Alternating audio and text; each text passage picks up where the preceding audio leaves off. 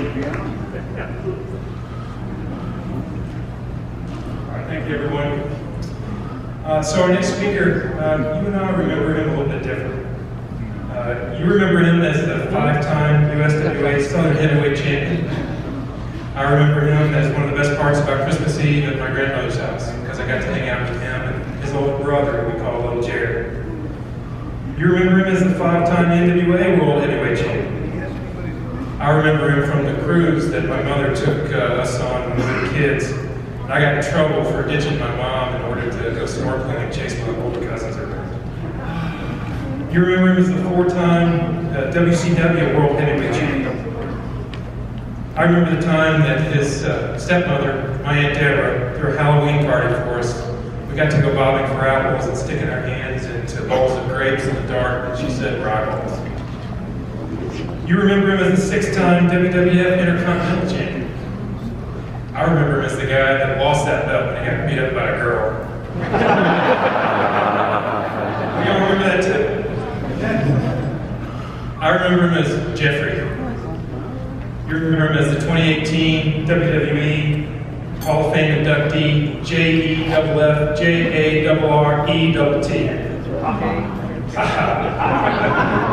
Please join me in welcoming little Jeffrey Jarrett, my cousin, to the stage in order to accept the award on behalf of our grandmother, Christine T. Jarrett.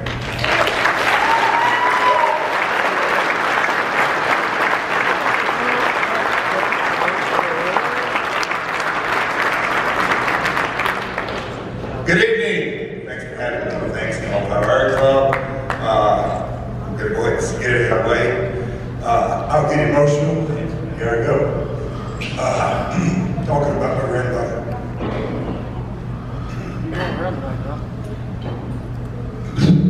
I knew it would. I can't look at you getting out. Because when I think about how blessed and how lucky I am, I'm the only one in the business. I've got 4 or 5 siblings. Teeny had 2 kids, so I'm the only one in the business today. And I would not be here on this stage had it not been for her. And so some of the stats and some of the dates have been given, but I just kind of want to go through them to kind of frame the lady she was. Teeny was born in 1923.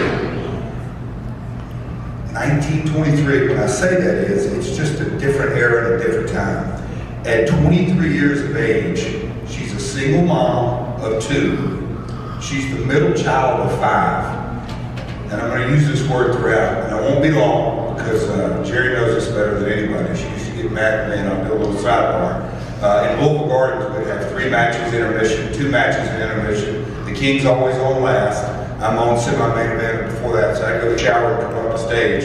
And most of the time I'd come up the stage, she'd be pacing in and back and forth the back door that just showed there, and I'm like, "Teeny, what are you doing? That damn Jerry Lawler just keeps talking and talking and talking. He won't wrestle."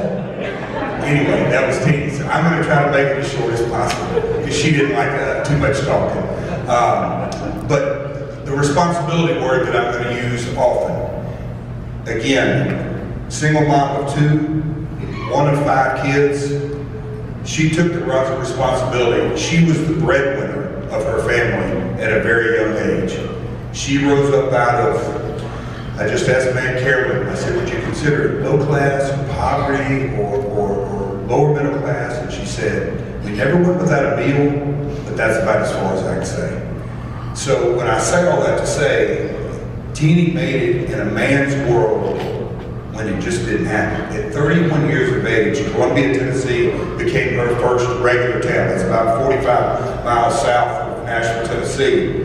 And so at 31 years of age, she's the promoter.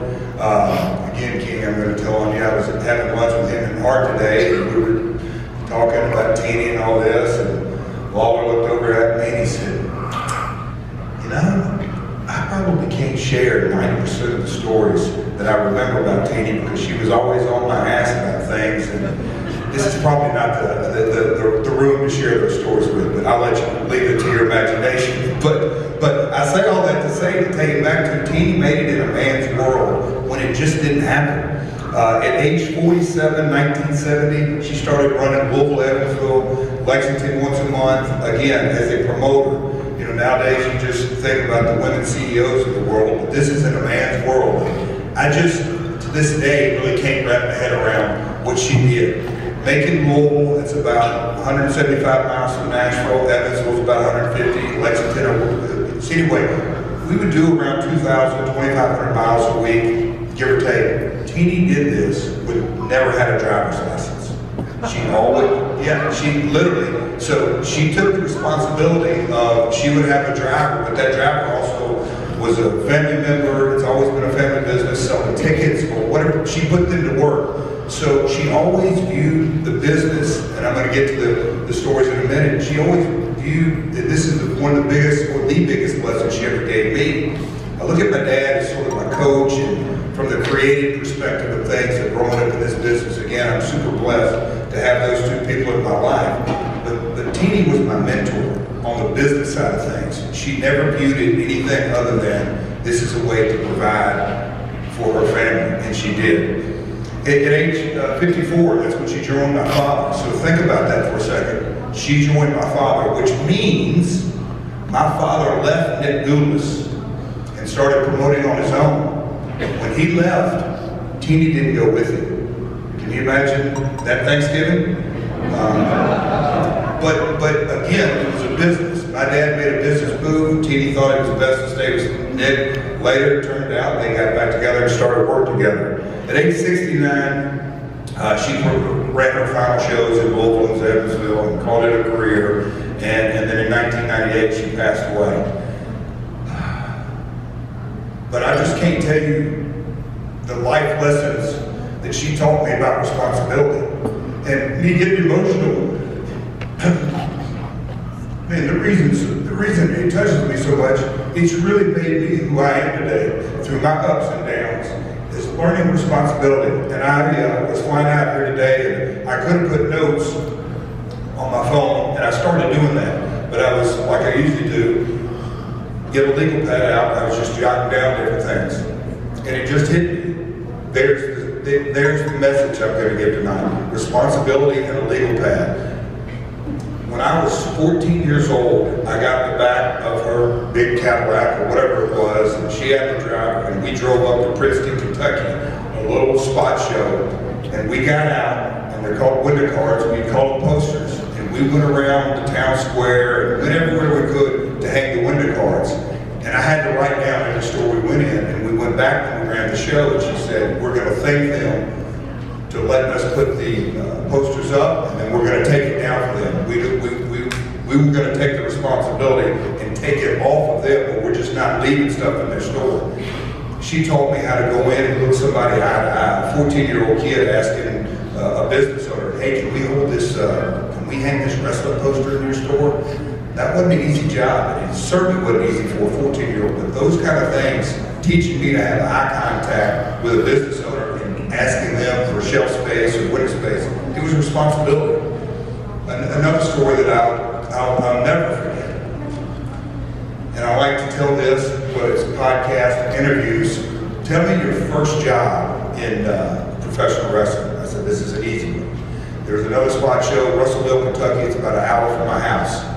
And again, Teeny being the promoter, she had her setups and everything, and so the people who usually ran the concession stand that night weren't going to be there. So she said, okay, you're going to sell concessions, but here's how it goes. And we left, and we got our Cokes and popcorn and candy bars and kept it real simple. And I could really get long-winded on the story, on just kind of the business lessons and the inventory and all that. But anyhow, I got to run concessions, and we wrote down what everything cost on a legal pad, and then at the end of the night, driver up front, we're in the back seat, no light on, and we're counting that money out, and she's like, okay, this is what the expenses were, and here's your profit.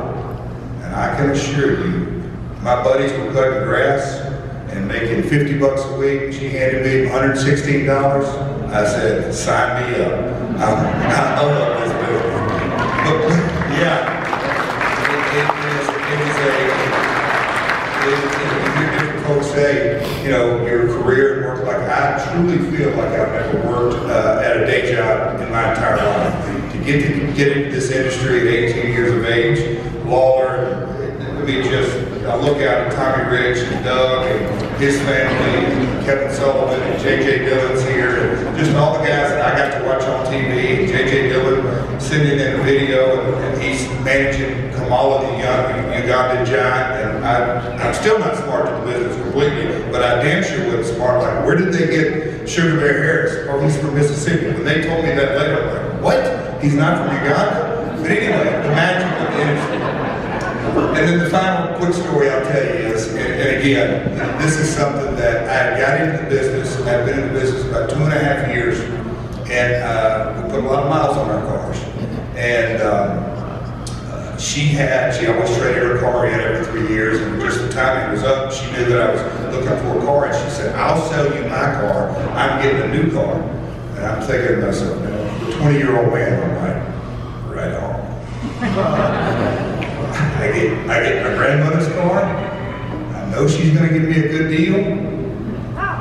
Maybe it's a freebie. You never know. So Nashville, Tennessee, Saturday night at the fairgrounds.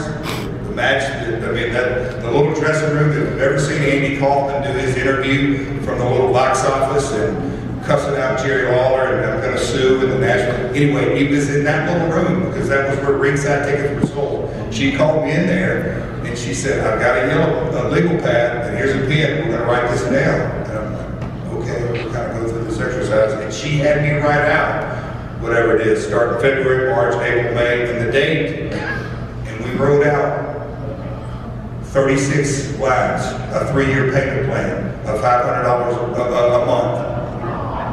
And I'm like, okay, that's the deal here. And she kept the legal pad, and I would come out on Saturday nights, and I would pay her $500, and she would draw a line through it. There's that month. And we did that for 3 years. Yes. You talk about teaching responsibility, and it is something that is, I'm proud to say today, I drive a 2008 white Tahoe with 241,000 miles on it because, son, a car depreciates the day you take it off the lot. She taught me that lesson. And again, I'm glad that I'm halfway smiling now because the life lessons she taught me are invaluable. And it's something that I know today, she would say, well, she'd say, Jeff, you've talked too long. But she would say, thank you very much. And this is my first year at Call Power Club. I've heard about it. Of course, I've been around the industry my entire life. But to see everybody here and kind of experience it, yeah, I certainly will be back. This is a special room.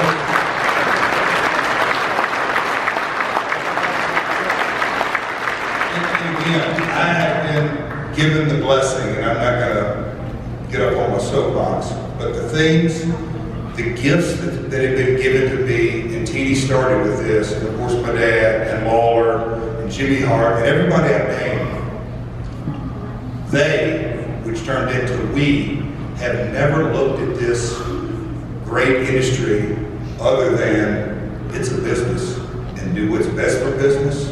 And I can assure you, if you don't do what's good for this Monday night, you ain't gonna have a Monday night next week. And so those kind of life lessons have taken me around the world, and I feel very blessed. And I'll just end this, I'm a big quote guy, but the quote on responsibility that I think Teeny, it is so appropriate for her. It's by Dennis Wakeman. The greatest gifts you can give your children are the roots of responsibility